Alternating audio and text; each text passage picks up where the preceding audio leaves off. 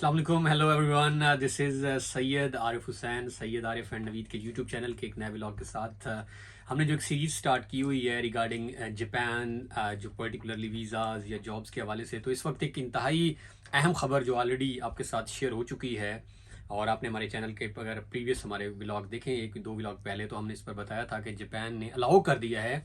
पाकिस्तान और certain other countries भी हैं जिसमें यूके भी है। आहिस्ता आहिस्ता जापान जो है वो बाकी कंट्रीज को अब अलाउ कर रहा है जिनको इन्होंने बैन किया हुआ था, और क्वारंटीन टाइम भी जो है वो रिलेटिवली कम कर दिया। इसकी रीजंस भी हैं। समहाउ बेसिकली था ये कि जापान जब आप अराइव करते हैं तो आपको इन्होंने अपने होटल्स के अंदर रखना होता है 3 दिन, 6 दिन या 10 दिन।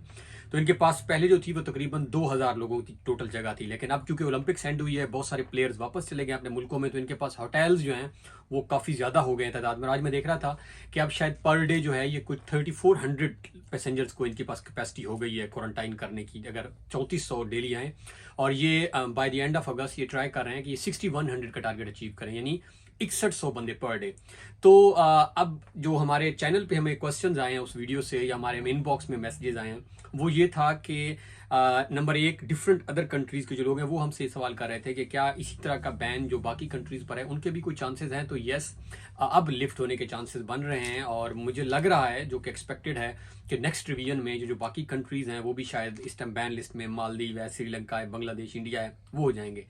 तो मे बी जो नेक्स्ट रिवीजन, अब मैंने सुना है कि वीकली रिवीजन कर रहे हैं, तो मे बी नेक्स्ट वीक की जो रिवीजन आएंगी 21 अगस्त से, हो सकता है इन कंट्रीज को भी जो है वो, फिलहाल उन लोगों के लिए जो वीज़ा रखते हैं।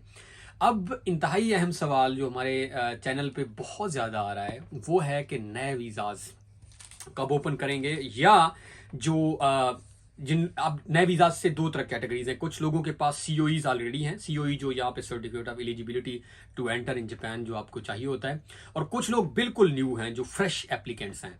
तो अब नेक्स्ट कैटेगरी जो ये ऐड करेंगे डेफिनेटली वो सीओई वालों की होगी, यानी जिनको ऑलरेडी, जिनके पास सर्टिफिकेट है और उन्होंने जस्ट जाके एम्बेसी अप्लाई करके वीज़ा लेना है। तो मेरे ख्याल में प्रॉबेबली जो अभी तक की न्यूज़ हैं, तो सितंबर, क्योंकि मेरे कुछ जो पाकिस्तान में स्टूडेंट्स हैं जिन्होंने अभी आना है, जिन्होंने अभी फ्रेश एप्लीकेंट्स, तो उनको यूनिवर्सिटीज़ ने कहा है कि आपने हमें जो है वो मिड ऑफ सितंबर के बाद चांसेस हैं कि आप, और इसी तरह एम्बेसी का भी मुझे एक रिस्पॉन्स एक दोस्त ने बताया कि उन्होंने मिड ऑफ सितंबर के बाद का कहा है। तो probably by the start of October जो है ये प्रोसेस लोगों को लाने का स्टार्ट होगा जिनके पास सीओईज हैं, और इसके बाद नेक्स्ट जो रिवीजन होगी उसमें फ्रेश एप्लीकेंट्स जो कि विजिट वीज़ा या डिफरेंट कैटेगरीज ऑफ वीज़ाज में आ रहे हैं। तो यानी अगर कट शॉर्ट करें तो इस साल के अंदर अंदर 11वें महीने तक होपफुली नए वीज़ाज भी ओपन हो जाएंगे, और ऑलरेडी जो सीओई ले चुके हैं लोग उनको भी ये लेकर आ जाएंगे, और ये जो रिवीजन्स हैं, ये जो बाकी अभी बैन हैं, ये वापस आ जाएंगे। अभी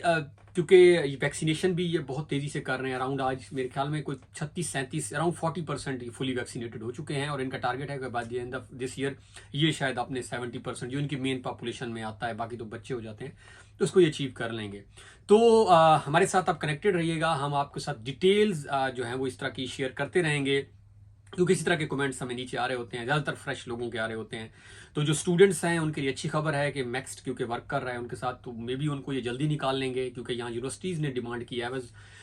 किसी ने मुझसे शेयर किया कि यूनिवर्सिटी ऑफ टोक्यो ने बाकायदा तौर पे कहा है कि हमारे बहुत सारे प्रोजेक्ट स्टॉप हो गए, क्योंकि वो स्टूडेंट्स के साथ चल रहे थे सारा कुछ। तो जब से स्टूडेंट्स बैन है, इसी तरह बहुत सारे ऑर्गेनाइजेशंस हैं जो जिनके पास लेबर शॉर्टेज हो गई है, लोग नहीं आ पा रहे। तो ये आपको पता है, ये हमारे कंट्रीज बहुत बड़ा रिसोर्स रखते हैं। तो इंशाल्लाह जो हालात लग रहे हैं कि अलाउ किया जाएगा, क्योंकि इतना ज़्यादा स्ट्रेस तो बर्दाश्त नहीं कर सकता। इन द मीन टाइम जो अच्छी चीज़ जो सुन रहे हैं, अगर आप व्लॉग, वैक्सीनेशन करवा लें आप, बेहतर है। पाकिस्तान में क्विकली हो रही है, यहाँ पे थोड़े से हर्डल ज़्यादा है एज़ कम्पेयर टू पाकिस्तान। तो ट्राई करें पाकिस्तान या बाकी जो जिन कंट्री से लोग देख रहे हैं, और ये कोशिश करें कि जापान की अप्रूव वैक्सीनेशन करवा ले तो ज़्यादा बेहतर होगा। जो भी अब लिस्ट ऑफ जितने वैक्सीन अप्रूव्ड है जापान, जो मॉडर्ना है या फाइजर है या इसी तरह की बाकी एस्ट्राजेनेका समथिंग है, तो उनको भी करवा लें, और जुड़े रहें, इन्फॉर्मेशन देखते रहें। कोरोना नई चीज़ है, कंट्रीज अनसर्टेन हैं, बट एक चीज़ अब जो एस्टैब्लिश होती जा रही है, और ख़ासकर ये पाकिस्तान का बैन जो लिफ्ट हुआ है, इसके मुराद ये है कि Japan is going to open itself for other nationals as well. So stay connected, और आपके साथ जो है वो मजीद, और कमेंट्स में जो क्वेश्चन हो आपके बता करते रहिएगा, और हम पूरी कोशिश करते हैं, क्योंकि मैं भी पढ़ रहा हूँ, नवीद भी पढ़ रहे हैं, तो हमें जब टाइम मिलता है तो हम क्वेश्चंस का रिप्लाई ज़रूर करते हैं, या देख के एक व्लॉग बना लेते हैं। तो आप मज़ीद कोई आपकी क्यूरीज हों तो प्लीज़ आप उन्हें कमेंट बॉक्स में कर दें। Thank you so much.